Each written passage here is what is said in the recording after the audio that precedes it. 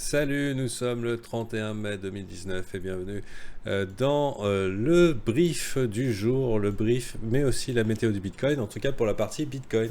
Pour ce qui est trading, crypto et altcoin, ça sera exclusivement pour les membres du brief et je remercie pour leur présence et leur confiance. Du coup, est-ce que vous m'entendez les copains? Vous m'entendez?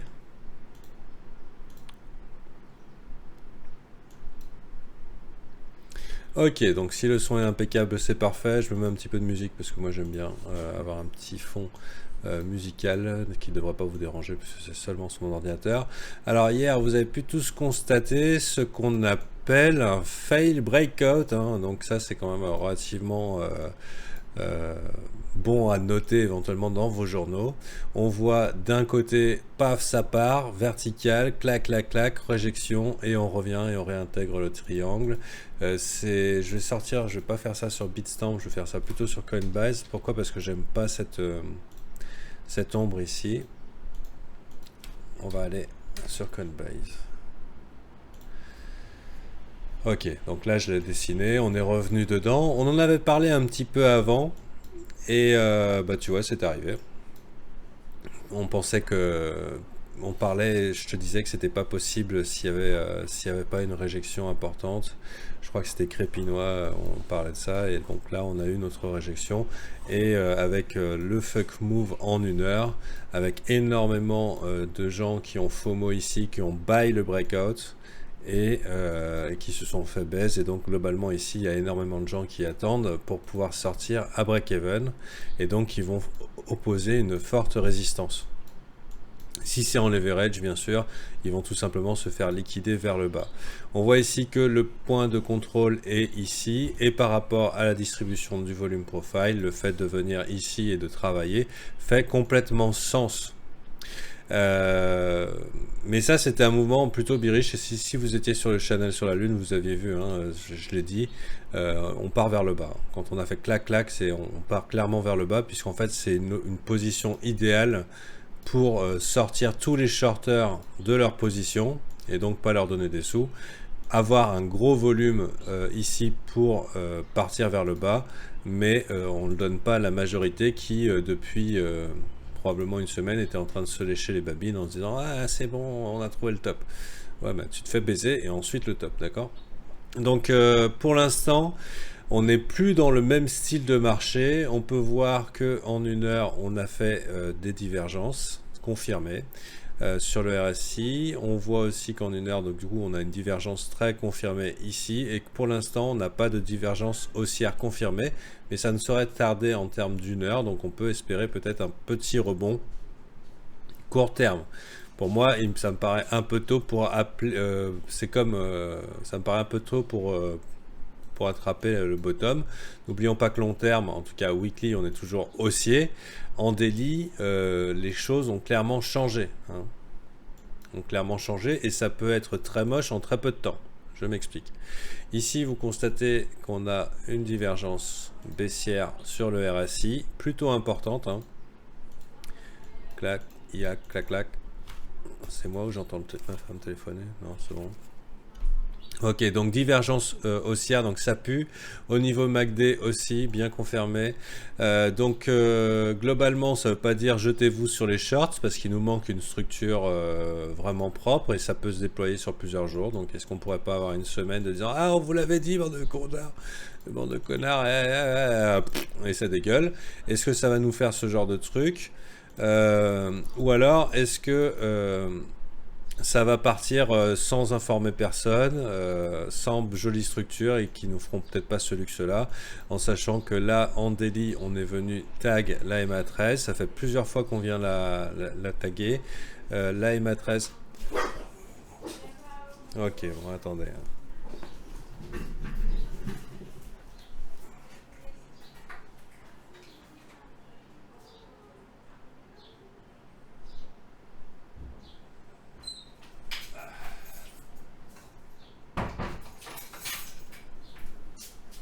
Les aléas du direct. Ouais, c'est la sage-femme. Il y a madame qui a accouché il n'y a pas longtemps. Donc gros bordel à la maison. Donc c'est parti. Donc je disais, ouais, on est venu tag et on rebondit très bien sur les matrices. Donc les matrices, si vous voulez l'ajouter dans votre trading, vous verrez que c'est plutôt pertinent pour des entrées tardives. Et la question va se poser, c'est est-ce qu'on aura suffisamment d'acheteurs pour venir ici? Pour moi, le momentum a besoin d'être un petit peu nettoyé. En tout cas, c'est clair, on n'est plus du tout dans les mêmes conditions. À partir du moment où on commence à avoir des divergences importantes sur le momentum, on n'est plus dans la condition buy the dip, buy the dip, buy the dip et ça va monter forcément sur la lune. Là, on peut être dans le cas où on buy the dip et on reste hodler pendant 15 jours. Hein. Ça ne veut pas dire que c'est fini les montées, mais ça veut dire que le mode bull tard, voilà, extrêmement bull, c'est pour l'instant fini. On voit ici le point de contrôle, enfin ici ce gros doigt d'honneur, hein, comme ça. C'est pas très bon signe et donc on va vraiment être il faut vraiment que ça tienne. Si ça tient pas, ça risque d'être très moche. Ça risque d'être très moche. Alors, et les premières étapes et qui pourraient être un nettoyage important. Premières étapes où on va attendre le prix, ça va être le premier rebond 0,382 sur l'ensemble du retracement et ça ferait sens dans la mesure ici où on a des birs qui se sont fait éjecter ici dans des beer traps en fait et qui pourraient être motivés pour pouvoir rentrer dans la partie. Je voyais sur le channel sur la lune sur Telegram, channel d'accès gratuit hein, à tous, que certains débutants sans vouloir être offensant disaient ah putain j'ai hâte de pouvoir en acheter à 6000. Est-ce qu'il va nous faire la chance d'en nous en acheter à 6000? C'est pas évident du tout. Personnellement je commencerai à essayer de poser quelques mises raisonnables dans la zone 6838, tout en sachant que c'est pas sûr du tout qu'on y aille. Cela dit, vraiment, le momentum est plutôt moche et ça peut se jouer sur plusieurs jours ou voire une quinzaine de jours à voir comment ça se goupille. Pour l'instant, le trend en weekly n'est clairement pas renversé, mais en daily, ça commence à puer la merde. Si on remet le biais institutionnel, on est toujours dans une situation. Alors, le biais institutionnel, c'est un truc que j'utilise. Je vais virer EMA 13. C'est simplement le croisement de deux EMA qui sont EMA 9 et EMA 18. Et en général, c'est un bon indicateur pour identifier des changements de tendance. Regardez ici. Hein. Donc, et à partir de ce moment-là, on se met du côté du trade probable. Et pour l'instant, jusqu'à preuve du contraire, les professionnels chassent encore les longues et essayent toujours de chasser du côté des longues. Donc, essayent plutôt d'acheter que de vendre. Donc, on n'a pas encore croisé. Laissons un peu le temps de se déployer avant de dire que ce truc-là est mort. Faut être un petit peu sérieux. Je faisais remarquer sur le channel ce matin que j'avais fait mon shopping. Je vais l'ouvrir ici. Voilà, sur Kraken et que j'ai pu acheter des bitcoins à 0$ canadien. Non, je déconne, j'ai pas pu en acheter, mais putain, Kraken, c'est la folie en ce moment. Manque de liquidité hallucinant. C'est peut-être l'occasion d'aller sur Kraken et de poser quelques ordres un peu irréalistes sur des paires où il manquerait un petit peu de liquidité. Donc, ce que je veux dire, c'est que ce genre de mouvement là est possible. Et du coup, où on voudrait, et c'est plutôt intéressant et bullish, hein, je veux dire, ça coûte rien d'attendre que ce marché trouve un petit peu sa respiration, voir comment il réagit du côté des 0,382, puisqu'après être 0,382, les points importants, ça va être 0,618, est-ce qu'on tient les 0,618 et 0,786 zone de rechargement. Donc, à voir un peu, il y a aussi 0,5 qui peut être important, mais c'est pas un Fibonacci. Et on va les suivre un petit peu et regarder sur ces différentes zones comment ils réagissent. Si ça nous fait un beau W bien poli, ok, ça veut dire on est reparti pour un peu plus de haut. La bonne nouvelle dans tout ce bordel, c'est que le Bitcoin est en train de sortir de son mouvement relativement parabolique. Il l'était clairement ici. Et là, il commence à ralentir. Donc, c'est plutôt bon signe qu'il se mette à respirer un petit peu. Pour l'instant, en weekly, pas de divergence. Mais sur des mouvements violents du genre il peut en apparaître et du coup ça serait pas très bon signe. Comme par exemple, hein, aussi tous ceux qui vont se jeter ici en disant hodl, hodl, hodl. Donc ceux qui vont, ceux qui ont été en retard dans la fête et qui n'ont pas pu acheter cette montée parce qu'ils étaient un petit peu paralysés, eh ben, ils ont des chances d'être déçus parce que ici deviendra peut-être une opportunité de renverser la tendance, hein. Donc c'est pas forcément sûr qu'on aille. Bon, généralement les chiffres ronds, 10 000 c'est très important. C'est plutôt important qu'on y aille. C'est plutôt important qu'on y aille parce que jusqu'à maintenant on peut pas dire qu'on est dans un marché 100% bull market. On est simplement dans un rebond où on nous dit bon, est-ce que ce marché est toujours baissier?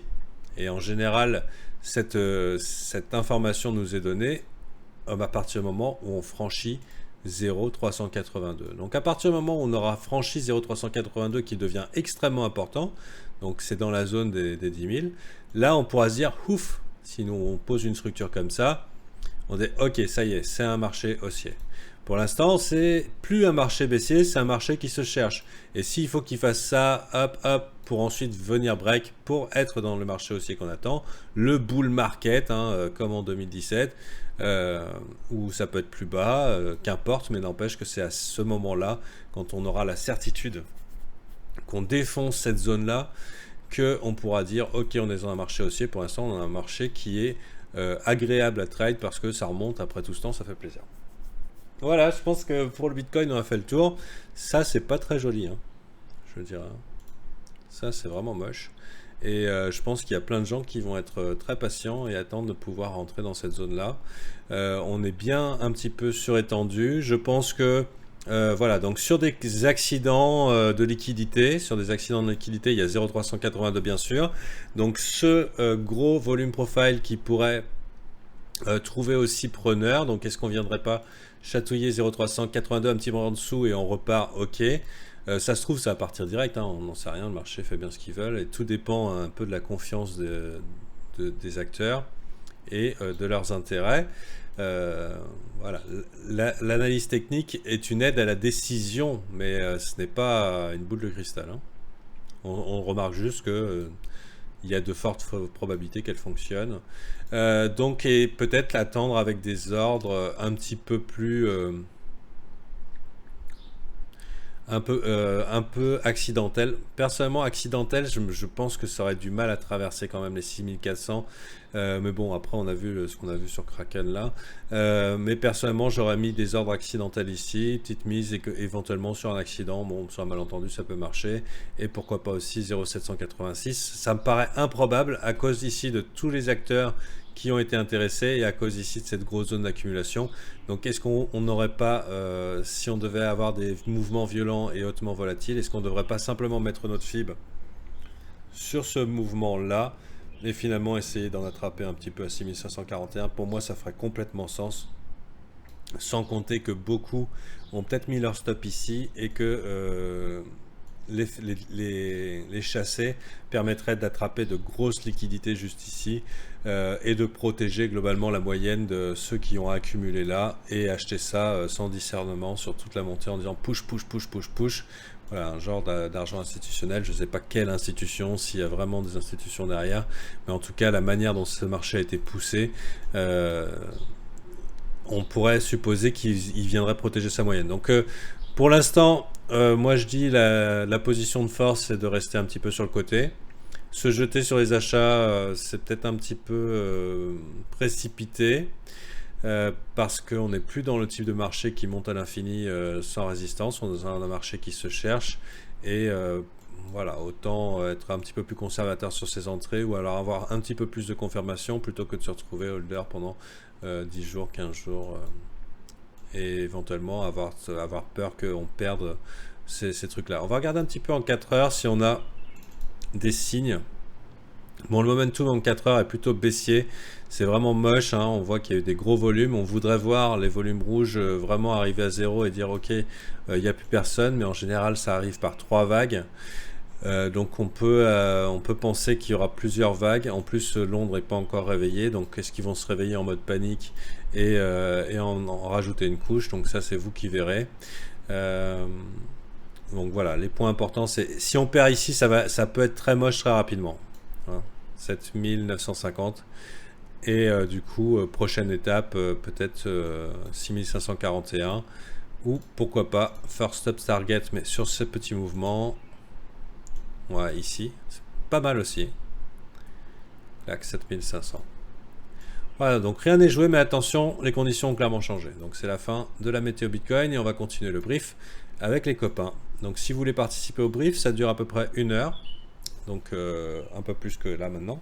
Mais on parle de trading en général, des altcoins, etc. Vous me contactez sur Telegram. L'accès à Telegram sur la Lune est gratuit. Vous pouvez faire membre intégrante de la communauté. On peut échanger, parler, réagir à ce qui se passe. Et si vous êtes intéressé pour participer au brief, c'est 25 lives par mois, donc du lundi au vendredi, pendant un mois, pour une valeur de 39 €, avec toujours au top de la température du marché crypto, des idées de trade, etc. etc. À bientôt. Hop.